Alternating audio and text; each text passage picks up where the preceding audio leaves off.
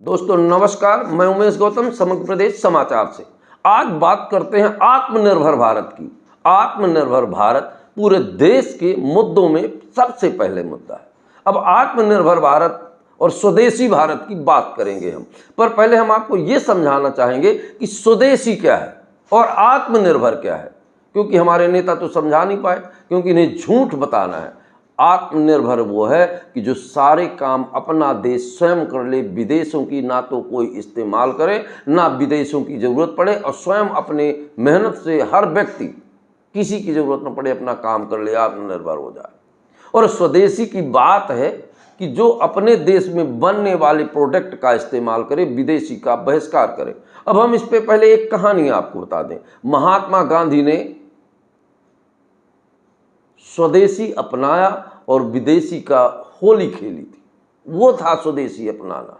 महात्मा गांधी ने जब आंदोलन शुरू किया और जब गए चंपारण में और देखा कि उस घर में महिलाओं तक के बदन में कपड़े नहीं हैं, तो उन्होंने सूट पैंट उतार के और लंगोटी लगा ली, जबकि वो इतने बड़े आदमी थे कि विदेशों में जाके पढ़े थे, और जिन्होंने कभी विदेश की बात नहीं कहते थे, भीख मांगते थे, आज वो कोट पैंट विदेशों का पहनते हैं और स्वदेशी की बात करते हैं। यही आपको सोच लेना चाहिए कि ये सबसे बड़े बहरूपिये और शर्मनाक लोग हैं।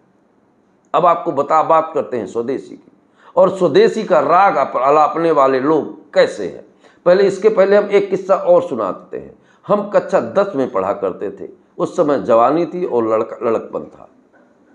हमारे कक्षा के कुछ छात्र सिगरेट पिया करते थे। हमारे एक विद्यालय में सर थे, वो अक्सर फट्टा पहना करते थे, वो भी सिगरेट पिया करते थे। वो स्कूल आ रहे थे तो देखा कि उनके क्लास के बच्चे सिगरेट पी रहे हैं। वो स्कूल जाने के बजाय सीधे इलाहाबाद चले गए और गंगा में खड़े होकर कहा कि मैं कभी सिगरेट नहीं पीऊंगा, और वापस आ गए। और जब वापस आए तो उन्हें बच्चों से ये कहना नहीं पड़ा कि सिगरेट छोड़ दो।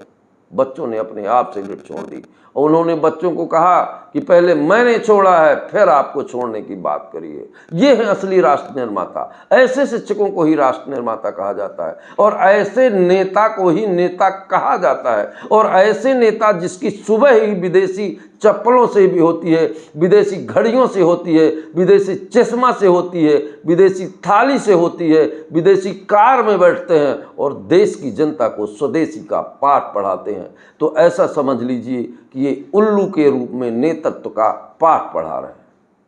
वर्तमान सरकारें और वर्तमान देश के प्रधानमंत्री इस बात को बार बार आगाह करते हैं कि स्वदेशी अपनाना है और आत्मनिर्भर बनना। पर वो मैं पहला सवाल उन्हीं से ही कि वो कितना स्वदेशी अपनाते हैं। अपने जीवन की दिनचर्या में अगर वो 50% भी स्वदेशी अपनाते हों तो उन्हें ये हक है कि देश की जनता से कहें कि स्वदेशी अपनाओ। अगर वो 10% भी स्वदेशी नहीं अपनाते तो देश की जनता से ये कहने का उन्हें हक ही नहीं है कि स्वदेशी अपनाओ। सुबह से उठकर शाम तक, चश्मा से लेकर कपड़े तक, बटन से लेकर कलम तक और सर से लेकर ताज तक विदेशी में ढके रहने वाले लोग स्वदेशी की बात करते हैं। पहली बात तो बता दूं कि स्वदेशी इस्तेमाल करने का पहले तो नेताजी अपनी कार बदल दें, विदेशी कार से चलते हैं, देश में बनने वाली महिंद्रा कंपनी की कारों से चलें और लोगों को ये बताएं कि हम स्वदेशी शुरू कर दिए हैं, अब आप भी करिए, तो कहने की जरूरत नहीं पड़ेगी।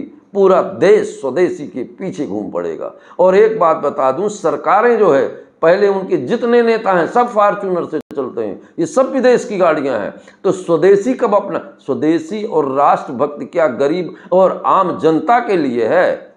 और आप लोग देश में विदेशी पहनो, भ्रष्टाचार करो, उटपटांग करो, अनैतिक कार्य करो, ये जनता के पैसे और शोषण की लूट का निश्चित भाग है आपके लिए।